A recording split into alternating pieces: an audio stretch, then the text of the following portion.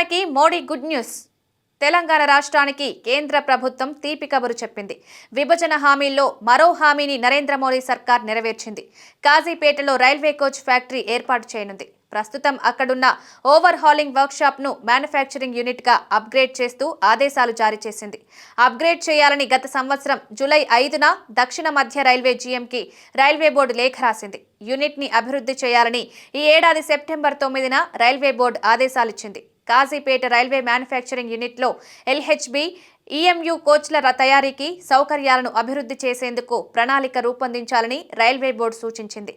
విభజన హామీల అమలుపై తెలంగాణ అధికారులు, కేంద్ర అధికారులతో హోంశాఖ నిర్వహించిన భేటీలో ఈ విషయం వెల్లడి కావడం గమనార్హం. కాగా తెలంగాణ రాష్ట్రం ఏర్పడిన నాటి నుంచి కాజీపేట రైల్వే కోచ్ డిమాండ్ కొనసాగుతున్న విషయం తెలిసిందే. కాజీపేటలో రైల్వే కోచ్ ఏర్పాటు చేసి కేంద్రం ఇచ్చిన మాటను నిలబెట్టుకోవాలని అధికార, ప్రతిపక్ష రాజకీయ పార్టీల నేతలు కోరాయి. ఈ నేపథ్యంలో కేంద్ర ప్రభుత్వం కాజీపేటలో రైల్వే కోచ్ ఏర్పాటు చేసేందుకు చర్యలు తీసుకోవడం గమనార్హం.